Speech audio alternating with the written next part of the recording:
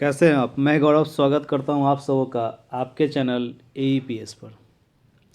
आज का अपना टॉपिक है S6, जो कि आपके नोट्स में भी अवेलेबल नहीं होगा। जिन लोगों ने भी परचेज किया है वहाँ भी अवेलेबल नहीं था। देखिए, इंग्लिश का नाम आते ही हमारे मन में एक भय, डर ये सब आ जाता है, क्योंकि हम हमेशा इससे बचते फिरते हैं। खासकर वैसे दोस्त हमारे जो इंग्लिश से भाग रहे हैं उनको बहुत प्रॉब्लम है। पर आपको टेंशन लेने की आवश्यकता नहीं है। जितनी तरह की प्रश्न आएगी उसको आप ऑलरेडी जानते हैं, पहले से उस पर आप काम कर चुके हैं। बस आपको पता नहीं है कि वो चीज़ आपसे पूछ रहा है, और उसको समझने के लिए आपको इस वीडियो को अंत तक देखना पड़ेगा। विश्वास कीजिए, इस वीडियो को अगर आप देखकर एग्ज़ाम में जाते हैं तो आपका एक भी प्रश्न नहीं छूटेगा। एट लीस्ट आप कम से कम बेसिक जो अपना लिखने का एक होता है ना क्राइटेरिया, उतना आप ज़रूर करके आइएगा, ये मेरा विश्वास है। बाद बाकी ना मैं कोई टीचर हूँ, ना मैं कोई सर हूँ, ना मैं कोई प्रोफेसर हूँ। तो आपकी तरह एक नॉर्मल स्टूडेंट मैं भी हूँ। बस आशा करता हूँ कि आपको मेरी बात समझ में आएगी। तो आइए शुरू करते हैं आज का अपना यह टॉपिक S6, जिसका नाम है पेडागोजी ऑफ इंग्लिश। जिनका S9 में भी इंग्लिश है उनके लिए भी इम्पोर्टेंट है। तो जिनका S9 में इंग्लिश है उनको तो ऑलरेडी इंग्लिश आ रही है, इसलिए उन्होंने इंग्लिश ले रखा है। पर ऐसे बच्चे जिनको S6 का पेपर देना ही है और डर रहे हैं, तो उनके लिए वीडियो है। देखिए, सबसे पहला यूनिट में क्या पढ़ना है, teaching English as a second language. अब आपको इसमें करना क्या है कि आपसे यहाँ पे पूछ रहा है कि जो अपना इंग्लिश है जो सेकेंड लैंग्वेज है कैसे है, इस तरह का आपका प्रश्न आएगा। अब एक बात बताइए, आप लोग जो शुरू से पढ़ाई कर रहे हैं, जो भी बिहार बोर्ड से हैं खासकर, उनका मेन सब्जेक्ट मेन लैंग्वेज क्या होता है, हिंदी होता है। पर उनको इंग्लिश भी पढ़ना कंपलसरी होता है। अगर हम लोग अपने बिहार से, जहाँ से हम लोग बिलोंग करते हैं, तो हिंदी के अलावा अगर कोई और भाषा हम लोग सीखते हैं तो वो क्या है, इंग्लिश है। तो जितना पैटर्न सीखने का हिंदी का है, सेम वही पैटर्न इंग्लिश का है। बस वर्ड का अंतर है, उस वर्ड का मीनिंग हमें पता नहीं है, इसलिए हम लोग डरते हैं इंग्लिश से। बाद बाकी कोई प्रॉब्लम नहीं है। और बात रही लिखने की, तो आप इसको अपने शब्दों में लिख सकते हैं। ठीक, तो teaching English as a second language, second language क्यों है, तो इसको लिखने के लिए क्या आप लिखिएगा। जैसे कि आपके मैक्सिमम बच्चे जो बिहार बोर्ड से बिलोंग करते हैं, उनका मेन लैंग्वेज क्या होता है, हिंदी होता है। पर आपको इंग्लिश भी सीखना कंपलसरी है, क्योंकि आपका जितना भी टेक्निकल काम हो गया, जितना भी आपका ईमेल वगैरह हो गया, जितना जगह आप फॉर्म सबमिट करते हैं, इंटरव्यू हो गया, अगर आप टेक्निकल डिग्री कर रहे हैं, वोकेशनल कोर्स कर रहे हैं, तो वहाँ आपको इंग्लिश की आवश्यकता पड़ती है। आपको वहाँ पे इंग्लिश आना चाहिए। तो इसको हम लोग सेकेंड लैंग्वेज में लेकर चलते हैं। इसके बाद अपना आ रहा है principle of second language learning. अब देखिए, इसका प्रिंसिपल है, तो इसको मैं बोल रहा हूँ, इसको आप लोग लिख लीजिए। कैसे लिखिएगा, तो देखिए, सेकेंड लैंग्वेज आ गया तो यूज़ द लैंग्वेज एक्सपीरियंस। जो आपका बचपन से लेके 12th तक, ग्रेजुएशन तक का जो भी आपका एक्सपीरियंस है, तो use the language experience approach to promote both oral and written communication. यानी कि जो आपकी समझ बनी है बचपन से लेके अब तक, उसको आप बोल कर और लिख कर दोनों तरह से उसको आप व्यक्त कर सकते हैं। तो सिंपल अपने लैंग्वेज में लिखना है। आप इसको ऐसे भी लिख सकते हैं, use my English knowledge, use my English skills, या use the language experience approach to promote both oral and written communication. Number 1 point. Number 2, provide meaningful writing opportunity. ठीक, teach note taking skills, make authentic reading resource. ये सब इसका क्या है, principle हो गया। Involve students in journal writing, जैसे कि हम लोग कुछ निबंध लिख रहे हैं, उसमें बच्चों को इन्वॉल्व करना। जैसे कि मान लीजिए हम लोग बचपन में काऊ पर, डॉग पर, उसके बाद किसी महात्मा गांधी हो गया, रविंद्रनाथ टैगोर हो गए, या फिर कोई लाइफ हो गया, कोई इन्वायरमेंट हो गया, तो इस पर कुछ ना कुछ निबंध लिखते हैं। तो उसको अपने शब्दों में एज ए इंग्लिश में लिख देना है आपको। कोई आपसे पूछेगा आपका नाम क्या है, व्हाट इज़ योर नेम, तो अपने लैंग्वेज में लिखने का ट्राई कीजिए, आपका इंग्लिश पेपर बहुत बढ़िया से जाएगा। उसके बाद है अपना factors affecting second language learning, development, social economy and psychological factor. यानी कि कह रहा है कि दूसरी भाषा सीखने को प्रभावित करने वाले कौन कौन से कारक हैं, यानी कि विकासात्मक, सामाजिक, आर्थिक और मनोवैज्ञानिक। अब इस चीज़ को आप सीधा हिंदी में ले जाइए कि हिंदी भाषा को सीखने में प्रभावित कारक कौन कौन से हैं। तो विकासात्मक यानी कि आपके आसपास के लोग, सामाजिक जो आपके अगल बगल में रह रहे हैं, उसके बाद विकासात्मक में आपका आ गया शारीरिक, मानसिक चीज़ आ गया, सामाजिक में आपका आसपास के लोग हो गए, माता पिता हो गए, परिवार के सदस्य हो गए, आर्थिक में मतलब कि आप गरीब हैं कि अमीर हैं, और मनोवैज्ञानिक यानी कि साइकोलॉजी, मनोवैज्ञानिक का क्या क्या सा कारक है कि बच्चे अगर सही से डेवलप नहीं है, उनका विकास सही से नहीं हुआ है तो उनमें विकास नहीं हो पाता है। तो इस चीज़ को अगर आप हिंदी में लिख रहे हैं तो उसको आप इंग्लिश में नहीं लिख सकते हैं। अब विकासात्मक में शारीरिक, तो इसको आप लोग क्या लिख सकते हैं, आप फिजिकल लिख दीजिए। ठीक, फिजिकल लिख दीजिए कि कोई बच्चा फिजिकली डैमेज है तो वो इंग्लिश को अच्छे से अंडरस्टैंड नहीं कर सकता है। क्लियर। उसके बाद अपना teaching of English at the elementary level with reference to NCF and BCF. तो आपको ऑलरेडी पता है कि एनसीएफ क्या होता है और बीसीएफ क्या होता है। अब एनसीएफ में क्या होता है, सभी को मुफ्त शिक्षा देना, यानी कि एजुकेशन सबको क्या करना है, फ्री में दे देना है। तो promote our teaching skills on free, इस तरह से अपने लैंग्वेज में आप तोड़ तोड़ के लिखिए। तो एनसीएफ बीसीएफ आपको पता है, उसको आपको यहाँ पे डील कर देना है। Understanding the curriculum syllabus text book. अब देखिए करिकुलम को ही बोलते हैं पाठचर्या। ठीक, पाठचर्या यानी कि आपका पूरा डीलेट का कोर्स। तो करिकुलम को हम लोग कैसे लिखेंगे, where I am start any course all procedure are called curriculum. उसके बाद अपना क्या आ गया, सिलेबस। सिलेबस कहने का मतलब हो गया पाठ्यक्रम। All those points in any subject या सब पॉइंट हो गया, सब टाइटल बोल दिया, अपना क्या हुआ, सिलेबस हो गया। उसके बाद अपना क्या है, टेक्स्ट बुक यानी कि पाठ्य पुस्तक। कोई भी बुक है वो आपका टेक्स्ट बुक है। तो इसको अपने लैंग्वेज में तोड़ तोड़ के मिला मिला के लिखिए, देखिए काफ़ी ज़्यादा मज़ा आएगा। उसके बाद है आपका approach for teaching of English. इसमें आपका क्या होता है कि कुछ दिए गए हैं, दृष्टिकोण होता है जिस तरह से भाषा को सीखने के लिए क्या क्या है, सेम चीज़ यहाँ भी है। तो अपना क्या बोल रहा है, पहला व्यवहारिस्ट अप्रोच यानी कि व्यवहारवादी दृष्टिकोण, जिसमें क्या है, ग्रामर ट्रांसलेशन मेथड यानी कि व्याकरण का अनुवाद विधि। जैसे कि कोई सेंटेंस हमको लिखना है तो उसमें किस तरह से हम लोग लिख सकते हैं, तो व्याकरण का अनुवाद विधि उसी को हम लोग बोलते हैं, यानी कि ग्रामर ट्रांसलेट मेथड। अब इसमें क्या होता है, जैसे कि मान लीजिए कुछ हमको पढ़ना है तो वार्म अप किए, फिर उसका प्रैक्टिस किए, फिर उसका हम रीडिंग करेंगे, फिर उसका कम्युनिकेटिव प्रैक्टिस करेंगे, यानी कि दोस्तों के साथ में बीच में बैठ कर बातचीत करेंगे। उसके बाद अपना क्या हो जाता है, इसके कुछ कुछ फ़ायदा हैं। जैसे कि मान लीजिए अपना ग्रामर ट्रांसलेशन मेथड हो गया, इसमें क्या होता है कि मदर टोन, जो अपना मातृभाषा है वही चीज़ आपको हिंदी में भी है। तो mother tone teaching of English, the unit of teaching is word not sentence. किसी भी सेंटेंस को पहले हम लोग क्या शब्दों में तोड़ते हैं, उसके बाद शब्दों को जोड़ कर एक वाक्य बनाते हैं। ठीक, क्लियर है। उसके बाद अपना स्ट्रक्चरल अप्रोच, इसको हम लोग बोलते हैं संरचनात्मक दृष्टिकोण। सॉरी एक चीज़ छूट गया अपना, ऑडियो लिंगल ड्रिल।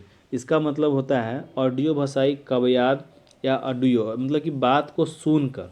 ठीक है, अब इसके लिए हम लोग क्या क्या करते हैं, तो ऑडियो जहाँ भी बात आपको आ जाए, ठीक है, उसमें आपको किस प्रकार से करना है, उसके कुछ मेथड होते हैं, कुछ बातें होती हैं। जैसे कि मान के चलिए कि कोई साउंड आपको आ रहा है, ठीक, कोई साउंड आप सुने, उस पर आपका क्या एक्शन है, उसको आप किस प्रकार से समझ रहे हैं। तो इसमें पूरा क्या होता है, to the first two based on logical theory and behavioural psychology, यानी कि साउंड के थ्रू आपको बात सुनना है।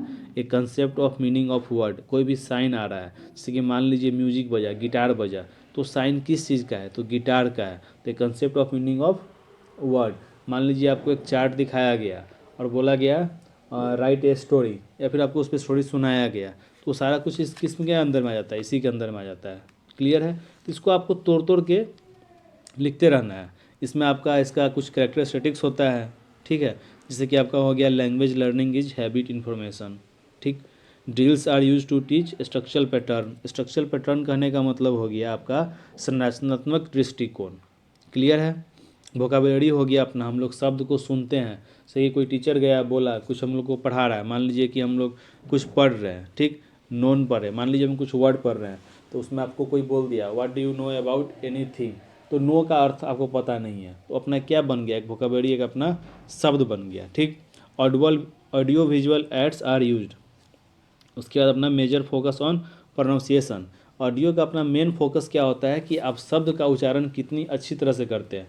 मैं खुद बहुत शब्द बोलने में फंस जाता हूँ, मेरा भी प्रोनाउंसिएशन उतना अच्छा नहीं है, फिर भी मैं ट्राई करता हूँ, सीखते रहता हूँ। तो हमेशा ट्राई करते रहिए और उसी चीज़ को आपको यहाँ पे एक्सप्लेन करना है। क्लियर है। स्ट्रक्चरल अप्रोच यानी कि संरचनात्मक दृष्टिकोण। अब इसमें क्या होता है ये आपको ऑलरेडी पता है, हिंदी में आपने पढ़ा होगा कि संरचनात्मक दृष्टिकोण क्या होता है, इसी को आपको इंग्लिश में डील कर देना है। तो टेंशन लेने की ज़रूरत नहीं है। जैसे कि मान के चलिए इसमें कोई स्ट्रक्चर बोल रहा है, यानी कोई सेंटेंस दिया हुआ है, जैसे कि आपका हो गया मेरा नाम गौरव है, तो गौरव गोज़ टू स्कूल, ठीक। अब उसके ऊपर आप कितनी प्रकार से बना सकते हैं, तो ही गोज़ टू स्कूल, उसके बाद Bittu goes to school, Nitesh goes to school. तो ये अपना एक ही चीज़ पे आप लोग बना दिए, ठीक। फ्रेज का पैटर्न हो गया, फार्मूला हो गया, ये सब अपना किसके अंदर में आता है, तो स्ट्रक्चरल अप्रोच के अंदर में आता है। कम्युनिकेटिव अप्रोच, इसका मतलब होता है मिलनसार, यानी कि हम लोग साथ में बैठकर जो ग्रुप डिस्कशन करते हैं उसको क्या बोलते हैं, कम्युनिकेटिव अप्रोच बोलते हैं। जैसे कि साथ में एक ग्रुप बन गया, उसमें बोला गया कि चलो आप लोग अपना इंट्रो जो है सो इंग्लिश में ही दीजिएगा, चलो तुम स्टार्ट करो। तो उसने अपने बारे में बताया कि मेरा नाम ये है, मैं यहाँ पे रहता हूँ, फिर दूसरे ने बताया। तो इस चीज़ को हम लोग क्या बोलते हैं, कम्युनिकेटिव अप्रोच, यानी कि मिलनसार।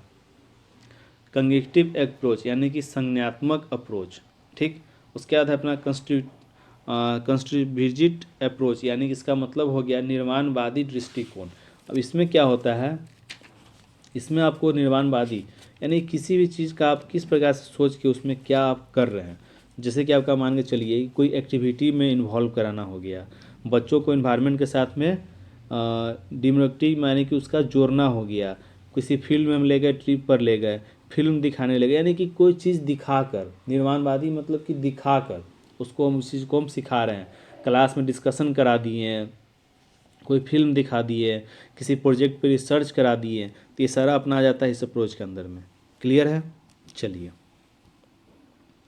अब है अपना यूनिट 2, ठीक। लिसनिंग एंड स्पीकिंग, यानी कि भाषा कौशल, जैसे कि इसका मतलब क्या हुआ, strategy of teaching language skill, यानी कि भाषा कौशल सीखने की रणनीतियाँ।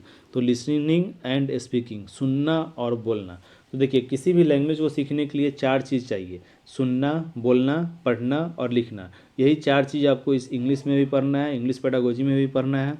अब बोल रहा है लिसनिंग, यानी कि सुनना। इसमें क्या है, sound recognition, pre listening, while listening and post listening activities, syllable stress, उसके बाद इंटोनेशन एंड राइथम। तो देखिए इसका मतलब क्या हुआ, लिसनिंग मतलब सुनना, साउंड रिकॉग्निशन यानी कि आप ध्यान से किसी की ध्वनि को पहचान रहे हैं, कहाँ से आवाज़ आ रहा है। प्री लिसनिंग, पहले सुनना और फिर बाद में सुनना, यानी कि आपको मैं अभी बता रहा हूँ, इसको आप अभी सुन रहे हैं, ठीक। मैं सारा कुछ बता रहा हूँ, इसको आपने सुन लिया। अब बाद में इसको आप रिकॉल कीजिएगा एग्ज़ाम के टाइम में, तो आपको पहले से कुछ अनुमान होगा कि अब सर या अब भाई ऐसे बोलेगा, अब दोस्त मेरा ऐसे बोलेगा, तो ये आपका एक अनुमान होगा, ठीक। उसी को आपको लिखना है। साइलेबल यानी कि शब्दांश हो, जैसे कि किसी भी शब्द को तोड़ तोड़ कर वॉवेल में जो हम लोग बताए थे, आपके जो फर्स्ट ईयर में एग्जाम में भी आया था कि इसको तोड़िए, तो उस तरह के वर्ड को बोलते हैं। स्ट्रेस यानी कि तनाव, अब कुछ चीज़ सुनने में हमको टेंशन है, मन ही नहीं लग रहा है, अब बिना मतलब का बोले जा रहे हैं। जैसे कि मान के चलिए कि मैं अभी आपको समझा रहा हूँ, आप में से बहुत लोग को अच्छा फील नहीं हो रहा होगा, बहुत लोग मुझसे बोर हो रहे होंगे। तो अब जैसे ही आपको टेंशन आया तो आपने क्या किया, वीडियो को बंद कर दिया, स्टॉप कर दिया। तो ये आपके हाथ का चीज़ है तो आपने स्टॉप कर दिया। पर as a primary level school में क्लास में कोई बंदा कुछ बता रहा है, कुछ समझा रहा है, अब उसमें हम लोग टेंशन में आ रहे हैं, तनाव में आ रहे हैं, ठीक। अब वहाँ पे हमको उसको समझने का मन नहीं है, तो उस समय हम कुछ नहीं कर सकते हैं, ठीक। अब इसी को अगर आप अपने जाइएगा बुक के लैंग्वेज में देखने, तो उसमें आपको 2 तरह का बात आ जाएगा। जैसे कि जहाँ भी आपका स्ट्रेस का बात आ जाएगा तो उसमें बहुत तरह की बातें निकल कर सामने आती है। उसमें आपको बोल दिया जाएगा कि स्ट्रेस का लेवल होता है, एक हाई होता है, एक लो होता है, उसमें हम लोग पुश करते हैं। फिर आपका लेस ऑफ स्ट्रांग होता है कि किस तरह से आप स्पोकन कर रहे हैं, तो ये उसका एक लेवल में बांट दिया गया है। क्लियर है। उसके बाद है अपना संवाद, उसके बाद है अपना इंटोनेशन एंड रिथम, यानी कि स्वर और लय, हम जो बोल रहे हैं उसमें किस तरह का मेरा आवाज़ निकल रहा है, शब्द का उच्चारण किस तरह से निकल रहा है। और उसके बाद अपना रिथम यानी कि लय, कोई भी गाना गाना हो गया, किसी कविता को पढ़ना हो गया, कविता को याद करना हो गया, तो हम लोग किस लय में उसको बोल रहे हैं, पढ़ रहे हैं, सुन रहे हैं। ये सारा कुछ अपना हर कुछ में अपना रिपीट आप कर सकते हैं, चारों चीज़ में, लिसनिंग में, स्पीकिंग में, रीडिंग में, राइटिंग में, सारा कुछ इसी पे डिपेंड करता है। क्लियर है। स्पीकिंग यानी कि बोलना, अब जितना चीज़ आप सुनने में काम किए हैं उतना ही काम आपको बोलने में भी करना है, ठीक।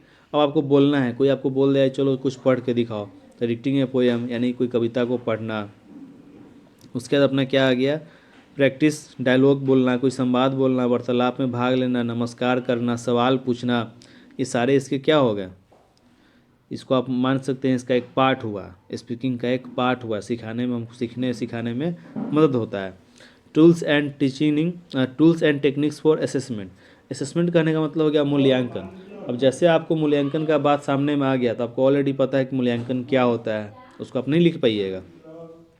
लर्निंग प्लान यानी कि सुनना, लर्निंग प्लान में हो गया सुनने और बोलने पर विशेष जोर देना। और उसको आप लोग किस प्रकार से उसको आप सिखाइएगा बच्चे में, किस प्रकार से आप बच्चे को समझिएगा, कौन बच्चा अच्छा बोल रहा है, तो इसके लिए आप क्या कीजिएगा, एक्टिविटीज़ करवाइएगा, ग्रुप डिस्कशन हो गया, रोल प्ले हो गया, आप उससे कोई एस्से सुन लीजिएगा, कुछ पढ़वा लीजिएगा, कुछ आप चार्ट देकर उसको बोल सकते हैं पढ़ने के लिए। तो ये सब ना क्या हो गया, एक्टिविटीज़ का पार्ट हो गया। क्लियर है। यूनिट 3 इसमें क्या है कि भाषा कौशल सीखने के लिए जो तकनीक है, यानी कि लिखना, रीडिंग एंड राइटिंग, पढ़ना और लिखना।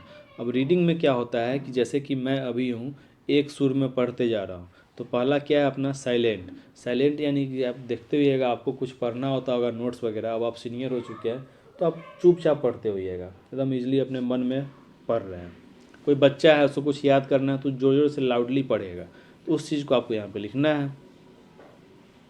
उसके बाद अपना स्कीमिंग एंड स्कैनिंग।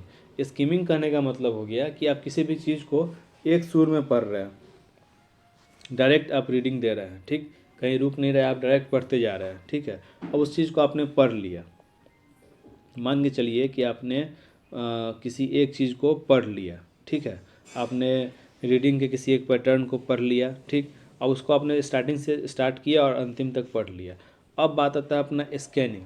तो उस जो पढ़ाई किए आप उसमें, अब उसमें कुछ इंपॉर्टेंट चीज़, कोई सिंबल हो गया, कोई डेट ऑफ बर्थ हो गया, कोई व्यक्ति का नाम हो गया, तो वो आपको स्कैन करना है। कोई कबक याद आया, अच्छा उसका नाम हम वहाँ पे देखे थे, तो उस नोट्स में से जहाँ पे आप स्कीमिंग किए, जहाँ पे आप एक लाइन में पढ़ाई किए, पूरा को पढ़ गए, वहाँ पे आपको सर्च करना है, तो उसको हम लोग क्या बोलते हैं, स्कैनिंग, ठीक।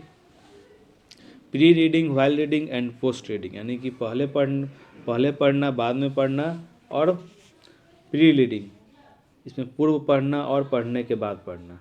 तो यही मैंने आपको बताया कि स्कीमिंग और स्कैनिंग, यहीं पे आपका इसका यूज हो जाएगा। क्लियर है। उसके बाद है अपना राइटिंग।